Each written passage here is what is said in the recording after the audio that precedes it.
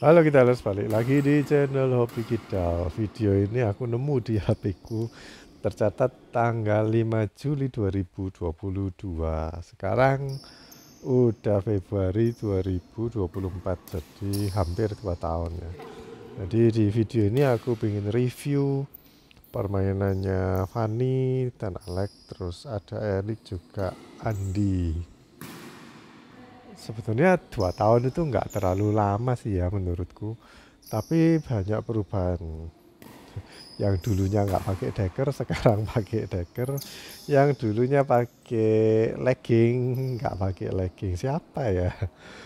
Yang dulunya masih main sekarang udah jarang main, yang dulunya masih SMA sekarang udah kuliah, ya itu Alex.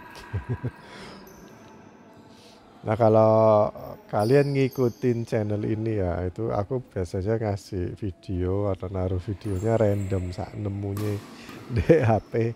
Itu waktu aku ada senggang baru edit.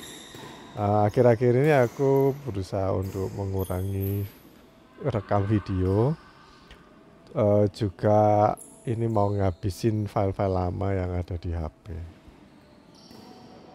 Nah, sekalian aku manfaatin buat ngamati permainannya anak-anak. Kebetulan di sini aku nggak main ya. Jadi kalau aku lihat secara sekilas sebentar ini di sini, Erik itu mainnya sekarang lebih bagus sih. Jadi drop shotnya udah jarang nyangkut, walaupun masih ada yang nyangkut. Masih banyak tapi udah berkurang lah nyangkutnya. Lalu Andi itu masih kuat lari-lari juga, tangannya juga masih gak apa-apa ya. Sekarang kan tangannya sakit, kakinya atau lututnya tuh sakit. Kalau Erik masih serobot-serobotnya masih ada. Terus kalau lihat ada bola tanggung dia nggak segan-segan untuk langsung mukul. Dan gaya mukulnya atau smashnya Erik itu kayak ditekan banget sekeras-kerasnya, yang aku rasa agak membahayakan ya untuk ototnya dari Erik. Mungkin masih muda, masih belum terasa, tapi kalau udah umur sekitar 40-an mungkin itu bakal terasa, soalnya gerakannya kurang natural untuk bisa nyemes keras. Memang perlu kayak ditekan, ada tambahan power untuk dorong ke depan dan ke bawah. Tapi kalau sampai kita itu cuman pakai kekuatan lengan aja, nanti baunya itu kan diangkat terus lengannya dipaksa untuk turun ke bawah. Itu nanti sakit atau bisa dislokasi di daerah bahu. Ya semoga aja enggak. Kalau tambah keras powernya kemungkinan bisa cedera. Kalau atlet-atlet pasti udah ngelatih ototnya dan gerakannya itu diatur sedemikian rupa biar bisa keras dan mengurangi atau minim cedera. Jadi kayak teknik-teknik untuk pukulan, arah gerakan tubuh itu pasti udah ada kayak ilmunya, ilmu biomekanik. Jadi kalau dulu kita nggak pernah mempelajari hal itu ya, kecuali kalau atlet profesional pasti ada kayak dokternya yang ahli itu ya, ahli biomekanik. Tapi kalau kayaknya itu sekarang juga jadi persyaratan kalau kita mau jadi coach, jadi harus belajar tentang biomekanik. Tapi sekarang kita nggak perlu belajar, nggak perlu ngambil license jadi pelatih, pun bisa lihat di YouTube atau di Google ya. Jadi nggak masalah selama kita mau belajar tentang itu. Kalau dari sebelah sana aku lihat Alex ya sampai sekarang kemungkinan masih sama ya mainnya, sama udah bagus sih mainnya. Cuman uh, apa ya, kalau sekarang mungkin bedanya powernya lebih kuat sih, soalnya kan lebih dewasa ya. Kalau Fanny ada beberapa gerakan yang sampai sekarang pun juga agak dirubah. Terus kalau ada bola out atau kalau bukan out atau ngambil di belakang gitu, dia nggak mundur duluan tapi berusaha untuk ngambil ketika bolanya masih tinggi. Walaupun kakinya nggak stabil, dia tetap ambil dan akhirnya bolanya nanggung gitu. Atau bolanya kembalinya itu melambung. Dan itu lebih gampang di net kill sama lawan sih. Walaupun bisa tipis, tapi lawan masih punya waktu untuk mengembalikan bola. Kalau secara ini ya strategi, pengembaliannya masih terkesan standar sih. Jadi banyak-banyak ngelob, terus kayak defense, drop shot itu jarang. Terus sama silang-silang itu juga jarang. Jadi kayaknya main tuh sekedar mengembalikan bola, nggak ada kayak strategi lainnya. Mungkin cuman giliran-giliran aja. Nah kayak di sini juga mainnya kan cenderung santai ya. Kalau mau lebih bagus sebenarnya kan bisa nempatin di pojokan-pojokan atau mungkin lawannya diadu. Ya kalau kita selama 2 tahun itu nggak pernah mempelajari dari orang lain atau dari YouTube lain, kita nggak pernah belajar. Kalau lihat badminton cuman dinikmati aja, melihat aja, nggak pernah kayak mikir, oh anu ya apa strateginya gini-gini, terus kok habis ngasih gini terus harus siapnya di mana. Itu kalau kita jeli dan mau belajar, jadi selagi kita nonton kita belajar juga, walaupun nggak ada yang komentari, nggak ada yang ngasih tunjuk ya. Kalau tutorial biasanya kan lihat atlet main kayak apa terus di-cut, terus dijelasin ini kenapa kok dia melakukan kayak gini-gini. Nah, kalau kita nonton pertandingan di TV itu biasanya kan cuma menikmati aja. Ya coba selama ini yang cuman menikmati atau nonton aja, coba kalian sekarang kalau nonton mempelajari juga. Nah, paling nggak 1 atau 2 hal lah, nggak usah banyak-banyak. Jadi yang sekiranya bisa ditiru ya, kan beda ototnya atlet sama kita itu pasti performanya beda. Jadi yang kira-kira bisa ditiru kayak misalkan gini ya. Kemarin itu aku belajar juga, kalau misalkan aku habis ngasih di net itu pakai backhand terus ngedrive, itu biasanya sama lawan dibalikin ngedrive, apalagi kan lawannya udah ready misalkan, jadinya atau malah di smash. Misalkan kita habis ngasih backhand terus lob, itu biasanya di smash sama lawan. Nah itu banyak matinya aku. Jadi kalau aku lihat di atlet-atlet, mereka habis melakukan backhand terus langsung siap ke posisi forehand. Jadi kayak defense yang pakai forehand tuh, raketnya diangkat di atas kepala terus dia agak jongkok. Nah itu mungkin bisa ditiru ya, selama kalian siap pasti itu gampang gitu. Kalau ingat, jadi setiap kali kita ngasih backhand terus langsung siap kayak gitu, supaya nggak kecolongan lagi atau nggak mati lagi. Jadi itu yang nggak perlu les, tapi selama 2 tahun kalau kalian rajin ngamati atlet, mungkin bisa maju lebih cepat sih permainan kalian. Tapi ya tentunya kalian harus punya basic ini ya, basic badminton mengenai langkah-langkah dan teknik grip pegang raketnya dan teknik ayunnya itu juga harus sempurna sih. Kalau ngelihat di TV tapi kalian nggak pernah belajar basicnya atau dasarnya, ya kemungkinan agak susah sih. Karena kita nggak bisa lihat ya kalau di TV itu atlet itu pakai gripnya, megangnya raket pakai apa. Pakai yang bevel grip atau yang forehand grip atau dia gebuk kasur gitu kan nggak diomongin. Mereka cuma fokus untuk mengembalikan bola, kita kan nggak kelihatan kan, tangannya kecil-kecil gitu. Maksudnya di TV itu kelihatan kecil. Kecuali kalau sama kameramennya di zoom waktu dia melakukan pukulan, misalkan kayak Lee Sisya melakukan back smash terus disorot di slow motion di daerah lengannya dia megang grip gitu sampai kelihatan dia pakai grip apa, itu kan baru kita tahu bisa tiru. Tapi kebanyakan sih enggak, soalnya kalau di zoom tangannya ya enggak menarik. Jadi kemungkinan besar kameramen tidak akan mengeshoot di daerah lengannya orang yang nyemes backhand. Jadi kayak gitu-gitu kalian harus pelajari sendiri sih. Yang nyamannya gimana? Yang penting itu nyaman dulu. Kalau dikasih tahu, oh kamu mesti megang pakai cara ini, dan ternyata kamu nggak nyaman, nggak perlu dilakukan lah hal seperti itu. Lalu selama 2 tahun pasti kalian lebih dewasa ya dalam berpikir, walaupun sekarang udah dewasa.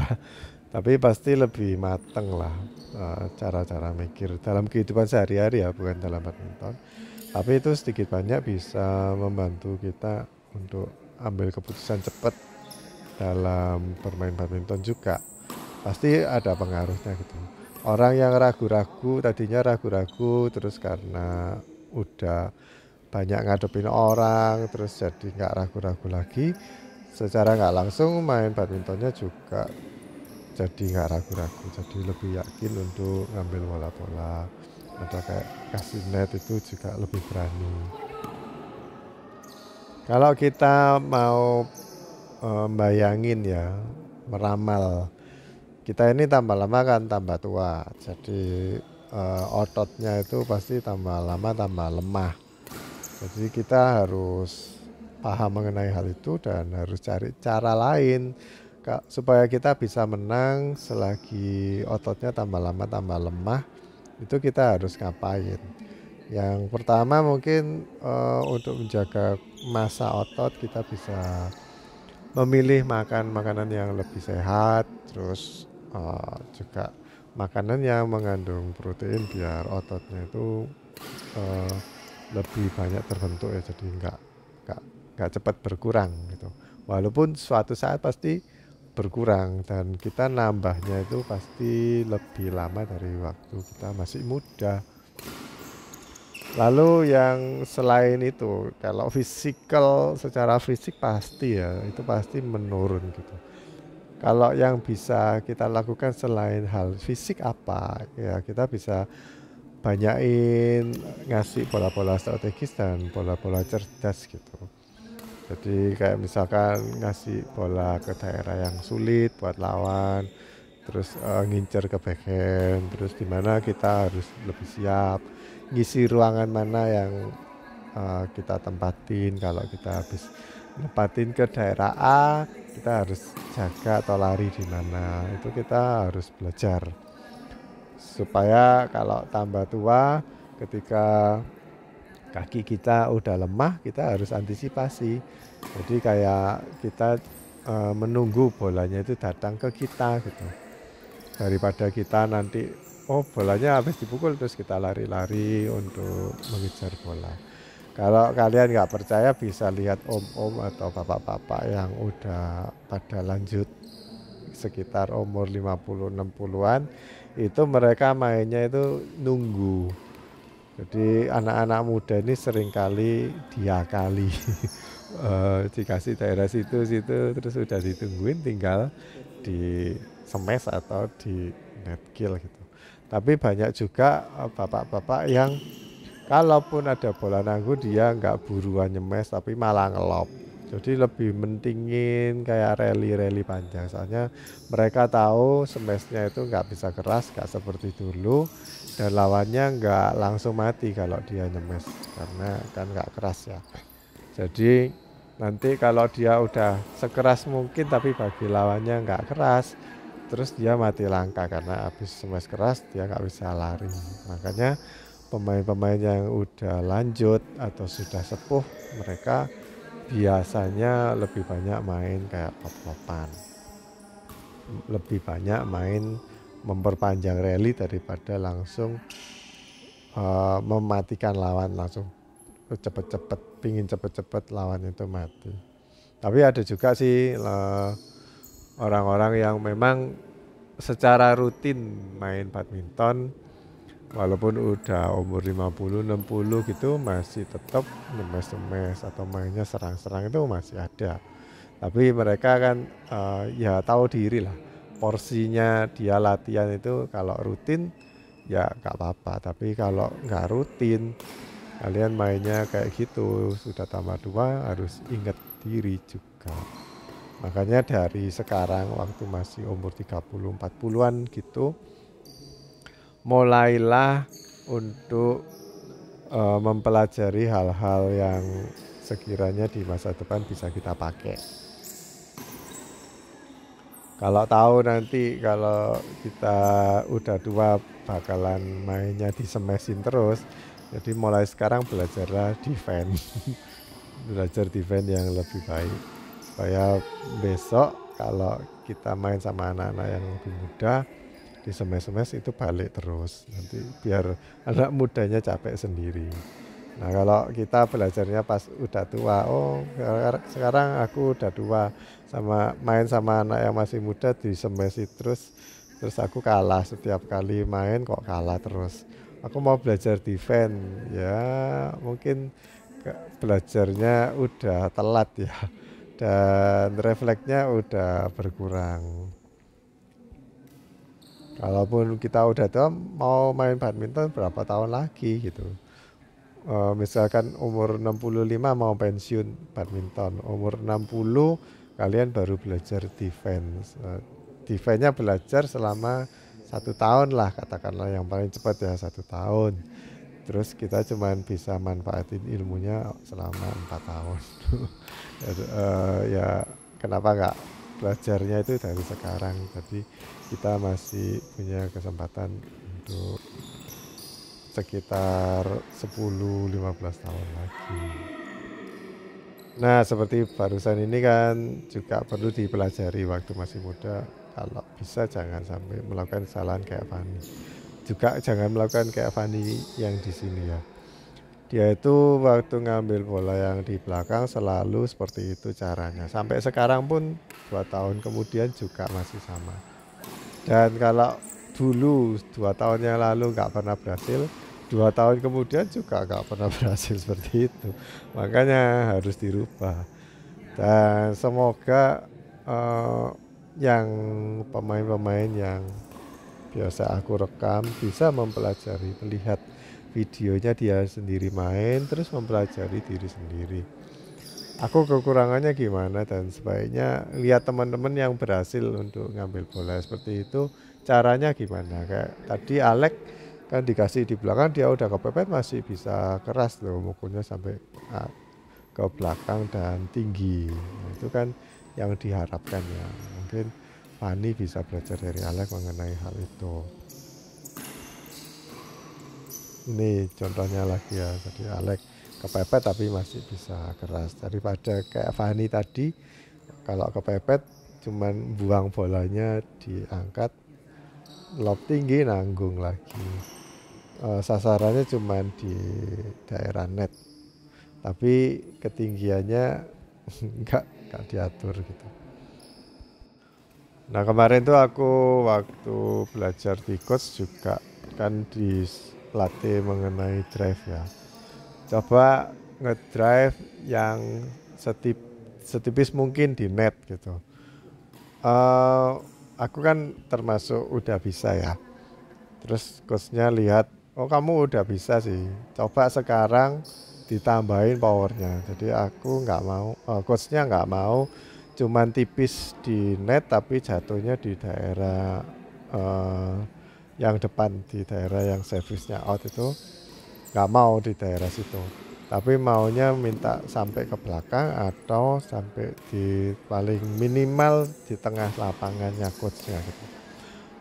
Soalnya katanya dia kalau kamu melakukan itu, kalau aku melakukan ngedrive tapi ditambahin powernya sampai agak jauh ke belakang, itu lawan biasanya kaget dan nggak bisa apa-apa.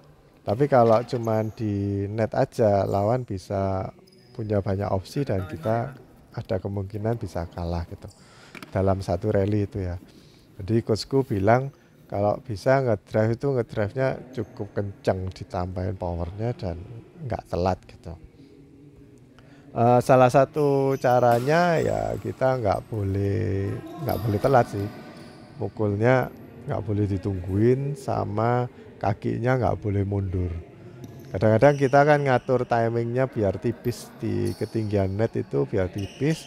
Terus kita kan agak mundur dikit atau gerakan tubuhnya itu agak dicondongin ke belakang, ditepak-tepak no, dititis-titis no gitu. Oh, tunggu, pukul. Nah itu dia nggak mau, coachku nggak mau. Dia minta kakiku harus tetap kokoh, steady, nggak boleh banyak gerak. Terus bolanya dikejar. Jadi ini yang memang agak sulit ya, karena kita itu nggak kebiasa. Kalau kebiasaan kita ngasih bisa tipis itu karena kita timingnya udah nungguin, terus cara mukulnya ya di ketinggian misalkan 125 cm, aku mukul ngayun raketku di ketinggian itu. Jadi yang diatur tubuhnya, tubuhnya mau mundur atau maju atau agak tinggi atau agak rendah, tapi gerakan tangannya itu selalu sama. Nah, gerakan yang kayak gitu itu eh, dinilai kurang ini ya, kurang banyak menekan lawan gitu. Jadi yang benar bolanya waktu di depan kita ambil. Walaupun sekarang nggak bisa setipis yang biasanya. Kan kita mau ngubah cara ya, supaya lebih baik. Walaupun sekarang nggak bisa setipis yang biasanya, tapi paling nggak bisa kenceng, lebih keras gitu. Nanti lama-lama bisa tipis sendiri. Jadi kita harus ngerubahnya itu bertahap. Nggak bisa tipis dan kenceng langsung, nggak bisa. Jadi kita mau ganti yang powernya dulu dapet, habis gitu kita ngelatih ke telitian atau ke presisian. Baru itu yang bener. Kemarin juga waktu coachnya nyontoin orang lain, dia ngedrop shot silang. Kalau itu udah tahu sih aku. Kebetulan yang muridnya yang itu belum tahu, jadi dia belajar itu. Tapi yang aku nggak tahu, dia coachnya nyontoin, dia bilang kalau ngedrop shot pelan gini, kalau main double itu mati. Soalnya lawannya udah nungguin. Jadi kita mau tambahin power tapi juga bisa tipis gitu. Nah itu cukup sulit untuk dilakukan kalau kita nggak banyak latihan yang hal itu. Ya, mau nggak mau kita harus coba. Jadi sasarannya bukan lagi tipis di net, tapi sasarannya itu keras dan maksudnya cepat jatuhnya ke daerah lawan tuh cepat. Itu kan harus keras ya kalau mintanya cepat dan tipis. Nah, gimana itu caranya?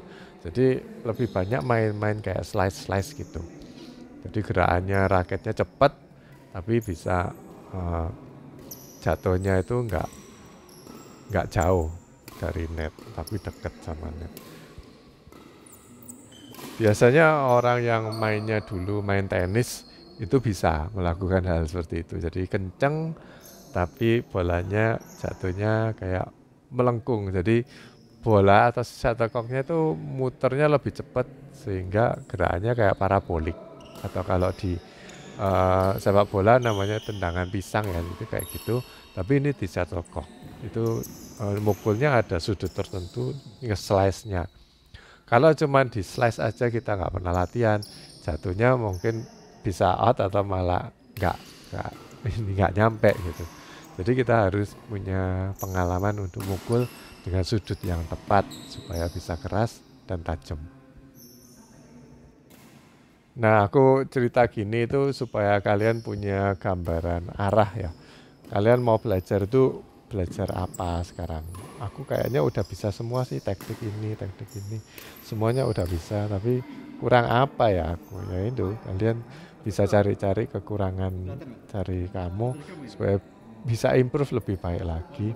Walaupun sekarang udah bisa tipis pukulannya, ngelopnya udah bisa tinggi. Kita mau cari pembelajaran lain, misalkan ngelop, aku nggak mau cuman tinggi, tapi yang nyerang, yang nggak bisa sama lawan itu di smash. Ada loh ngelop tapi yang sama lawan nggak bisa di smash. Terus juga kayak footwork, kalian nempati posisi di mana itu juga harus dilatih juga. Nah ini kemarin aku lihat di Instagramnya Lawrence Smith, pemain Inggris ya, itu dia ngajarin return serve.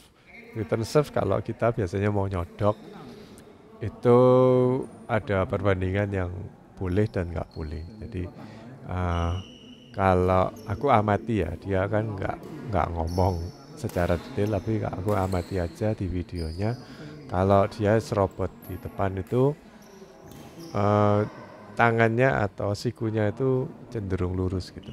Yang dia katakan nggak boleh atau salah itu kita nunggu sikunya ditekuk agak bending atau lebih dekat ke badan, terus baru naruh bola. Ya memang bisa tipis sih, tapi kan kalau lawannya bagus kita pasti kena head kill gitu. Nah ini jadi jemputnya itu lebih bagus lagi, karena lebih dekat dengan net udah kita jemput, jadi nggak telat. Terus bolanya bisa lebih tipis lagi dan lebih kenceng. Nah itu atlet aja juga belajar hal baru kayak gitu. Jadi kalau udah bisa teknik, polesannya itu ditambahin apa, kita harus belajar itu. Oke guys, jadi gitu aja sih menurutku. Dalam 2 tahun kalian itu bisa improve apa atau malah berkurang, ya sebaiknya kita bisa improve atau mainnya tambah jago. Selain teknik atau fisik yang mungkin udah tambah lama tambah menurun, kecuali kalau kalian sekarang umur 17 ya pasti tambah naik dalam 2 tahun ke depan ya, atau mungkin 10 tahun ke depan masih bisa bagus lah mainnya. Tapi kalau udah umur 50 pasti gradually 2 tahun lagi pasti akan menurun, dan kita harus ganti. Secara fisik kita turun, kita harus nambahin apa supaya kita masih bisa menang gitu. Paling enggak, walaupun enggak menang banget, enggak juara 1 kayak Indra Ahsan itu kan jarang ya juara 1-nya sekarang, tapi paling enggak sering masuk ke runner up atau juara 3 lah. Itu kan masih bagus ya menurutku. Jadi medalinya banyak, walaupun mungkin dapatnya perunggu atau mungkin dapatnya juara 2 aja, gak apa-apa, tapi kan banyak koleksinya, menangan. Ya tentunya orientasi orang main badminton beda-beda ya, apalagi kalau social group ini. Yang penting happy ya oke lah. Tapi kalau kamu antara menang dan kalah dalam satu permainan itu lebih happy mana? Kamu kalau kalah yang penting happy, atau menang yang penting happy, ya tambah happyan yang menang kan. Nah, kenapa kalian nggak punya pikiran kayak gitu? Jadi nggak ada yang penting happy, kalau nggak menang ya nggak happy gitu. Tapi banyak teman-teman yang kalau kalah ngamuk-ngamuk atau marah-marah itu ya pasti nggak happy. Kalau aku kalah juga tetap happy kok, cuman ya sedikit unhappy tapi masih tetap happy, nggak marah-marah. Oke guys, gitu aja sih cerita-cerita dari aku. Semoga video ini membantu khususnya yang main di sini ya. Kalian bisa amati 2 tahun yang lalu itu kalian seperti apa, dan 2 tahun dari dulu yaitu sekarang itu kalian masih tetap nggak bisa ngelakuin apa. Kalian mau berubah atau enggak, atau ya wes pokoknya main gitu. Masih elek gak apa-apa, 5 tahun kemudian aku tetap elek gak apa-apa. Ya jangan gitu. Oke guys, sampai jumpa di video berikutnya. Semoga bermanfaat ya video ini. Bye bye.